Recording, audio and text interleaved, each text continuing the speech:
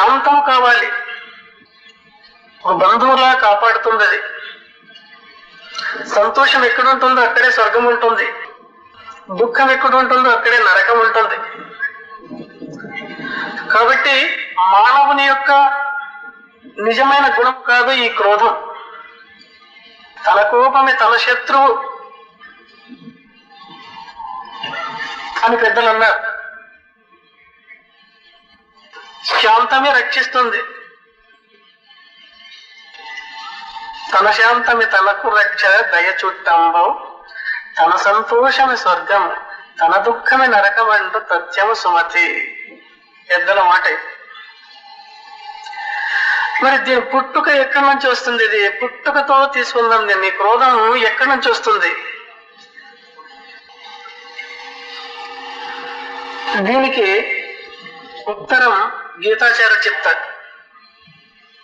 కామయేష క్రోధయేష రజోగుణ సముద్భవ మహాశనో మహాపాప్మ విద్యేన మిహ వైరిణం. వీళ్ళిద్దరూ కలిసి వస్తారంట. కామము క్రోధము ఎక్కడి నుంచి అంటే రజోగుణము నుంచి వస్తారంట.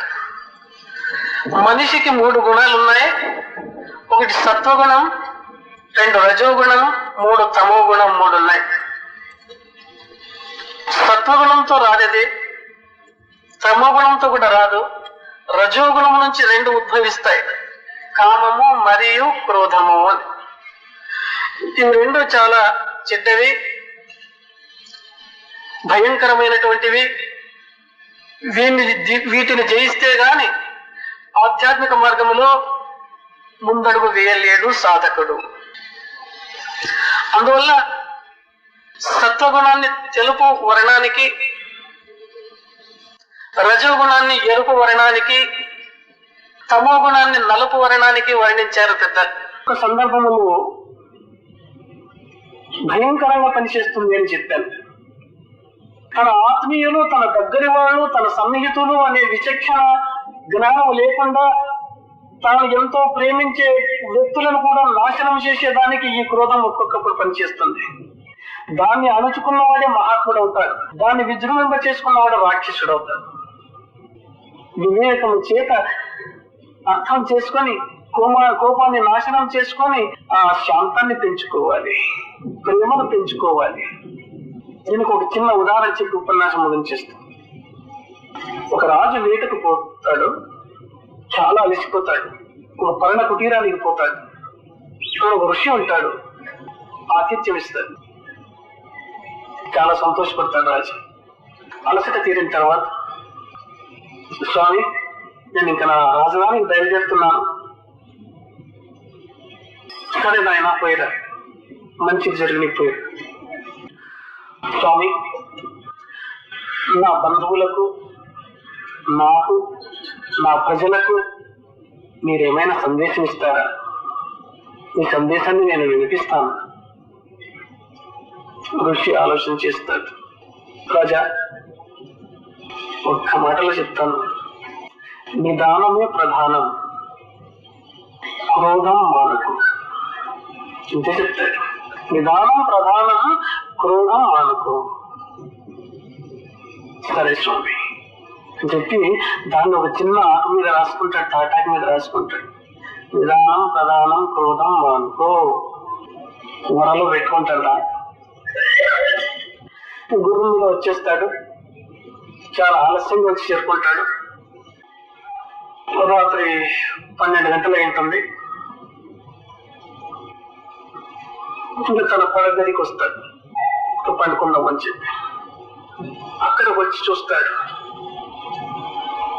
ఒక పురుషుడు తన భార్య ఒకే మంచం మీద పండుకున్నారు. పురుషుడు ఒకవైపు పండుకున్నాడు, తన భార్య ఇంకొక వైపు తిరిగి పండుకునింది. అప్పుడు రాజు యొక్క మనస్తత్వం ఎట్లుంటుంది? భయంకరమైనటువంటి క్రోధం లోపల ప్రవేశించింది. వాళ్ళిద్దరిని నరికి పారేస్తామని చెప్పి వరం నుంచి కత్తి తీస్తారు బయటికి. ఆ వరల నుంచి ఆ ఆకు కింద పడుతుంది. అది దాన్ని తీసుకుని చూస్తాడు. నిదానం ప్రధానం, క్రోధం మానుకో.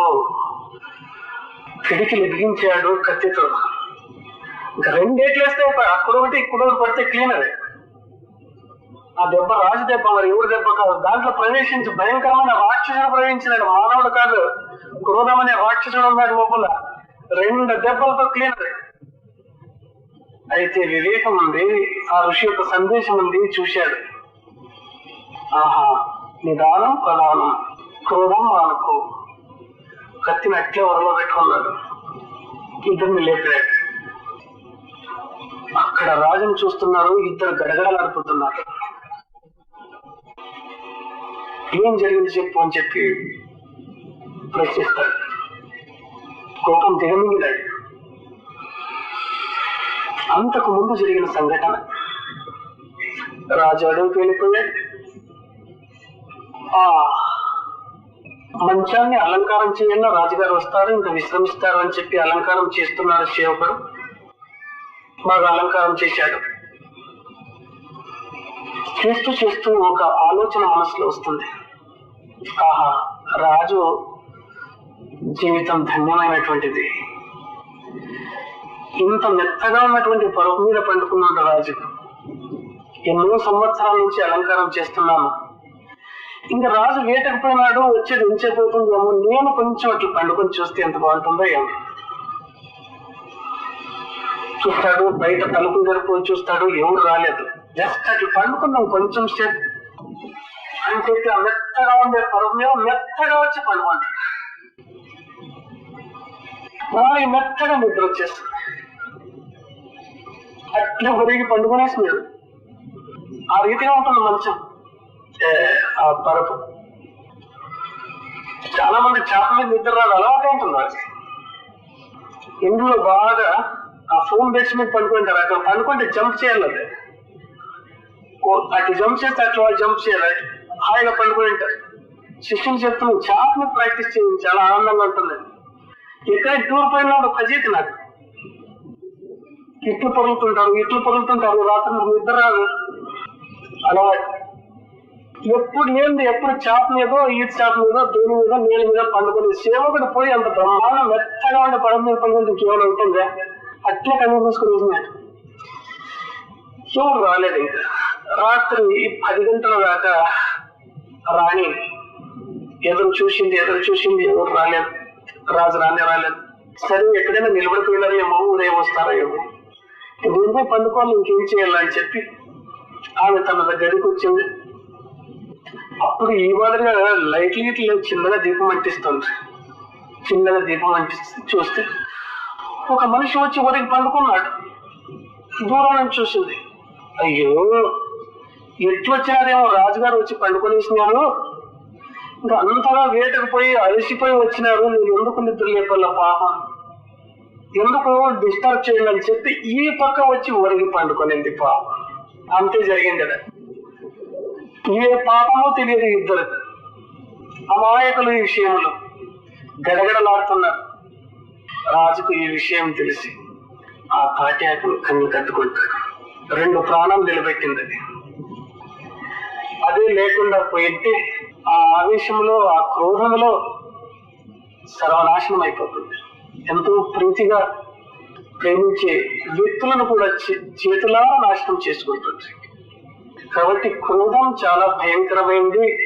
క్షణమోరిస్తే గుణమోరుస్తుంది అంటారు పెద్దలు. కోపం వచ్చిన తర్వాత కొంచెం ఓపిక పట్టండి, 2 నిమిషాలు. ఎదురులాడేవాడు ఊరికైపోతాడు. ఎవరో తిడుతుంటారు, ఇద్దరు కొట్లాడుతుంటారు, అంటే పైన పడతారు, ఇంకా పట్టుకోరు. ఊరికి చేతులు కట్టుకుని 2 నిమిషాలు నవ్వుతే అరిచి కుక్క ఇంచేపు మరుగుతుంది, మరుగు ఊరికైపోతుంది. ఏదో పార్టీలో, ఈ పార్టీలోనో ఆ పార్టీలోనో ఓపిక రావాలి, శాంతం ఉండాలి. ఈ శాంత గుణాన్ని మనమంతా మన నిత్య జీవితంలో దీన్ని పెంపొందింపజేసుకొని క్రోధాన్ని నాశనం చేసి జీవితాన్ని ధన్యం చేసుకోవాల్సి ఉంటుంది.